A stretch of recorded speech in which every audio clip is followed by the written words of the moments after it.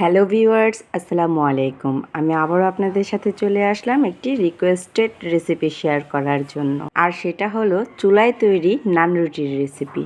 আশা করি আমার এই রেসিপিটি দেখে আপনারা পারফেক্ট নান রুটি তৈরি করতে পারবেন। প্রথমেই আমি একটি বাটিতে 1 চা চামচ চিনি আর 2 চা চামচ ড্রাই অ্যাক্টিভ ইস্ট নিয়ে নিব। চিনিটা কিন্তু অবশ্যই ব্যবহার করার চেষ্টা করবেন। চিনিটা কিন্তু ইস্টকে ফোলাতে সাহায্য করবে।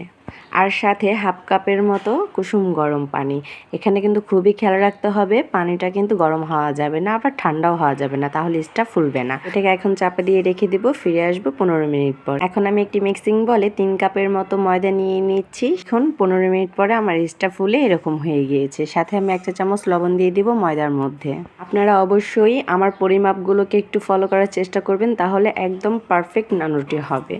ইস্টটাকে এখন আমি ময়দার মধ্যে দিয়ে দিচ্ছি। সাথে আমি এখন আলতো হাতে মেখে নেব, চেপে চেপে মেশানো যাবে না। এখন আমি নর্মাল কুকিং অয়েল ব্যবহার করব 2 চা চামচের মতো। আপনারা চাইলে কিন্তু অলিভ অয়েল অথবা মেল্টেড বাটারও ইউজ করতে পারেন। আবারও আমি সবগুলোকে আলতো হাতে মেখে নিয়েছি। এই পর্যায়ে এখন আমি 1 কাপের মতো দুধ ব্যবহার করব। দুধটা অবশ্যই কুসুম গরম হতে হবে, ঠান্ডা দেওয়া যাবে না। সবগুলোকে এখন আমি আলতো হাতে মেখে নেব। পরিমাপগুলো কিন্তু অবশ্যই খাপে খাপে হতে হবে, তা না হলে কিন্তু আমার মতো হবে না, পারফেক্ট নান রুটি হবে না। দেখেছেন আমার খামিটা কিন্তু স্টেকি হয়েছে। নান রুটির জন্য অবশ্যই খামিটা এরকমই হতে হবে যদি আপনি চুলায় মেক করতে চান। এরকম খামিরগুলো মাখাতে একটু বিরক্তই লাগে, তবে এরকমই হতে হবে যদি আপনি পারফেক্ট নান রুটি চান। এই পর্যায়ে আমি সামান্য একটু তেল দিয়ে আলতো হাতে উপরে ঘষে নিব। হয়ে গিয়েছে আমার খামির করা। আমি এখন এটাকে রেস্টে রেখে দেব প্রায় আধা ঘন্টার জন্য।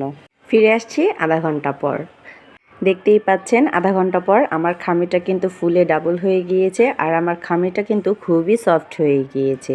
পর্যায়ে আপনি যতগুলো নান রুটি বানাতে চান ঠিক ততগুলি ছোট ছোট করে লেচি কেটে নেবেন।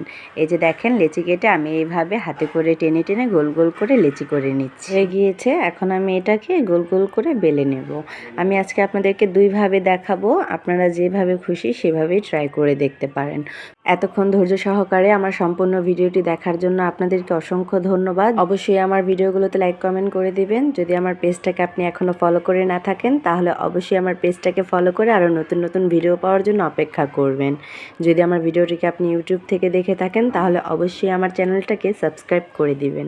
যদি আপনারা গার্লিক নান খেতে চান তাহলে এই পর্যায়ে সামান্য একটু রসুন কুচি এটার সাথে অ্যাড করে নিতে পারেন, বা সামান্য একটু ধনেপাতা। হয়ে গিয়েছে আমার রুটি বেলা। এখন আমি এটাকে হাতে একটু করে থাপিয়ে নেব। যদি আপনারা না পারেন সেক্ষেত্রে বেলে নিতে পারেন। আমি এখানে সামান্য পরিমাণ পানি দিয়ে রুটির উপরে আলতো করে মেখে নেব। যেহেতু আমি ননস্টিক ফ্রাই প্যানে ভাজবো না, স্টিক ফ্রাই প্যানে ভাজবো, তাই আমি সামান্য পরিমাণে পানি দিয়ে এটাকে ভালোভাবে মেখে নিয়েছি। রুটিটাকে কিছুক্ষণের জন্য আমি এভাবে ঢেকে রেখে গিয়েছিলাম। দেখেন আমার এগুলোতে বাবলস উঠেছে, তার মানে আমার রুটিটা মেক হয়ে গিয়েছে।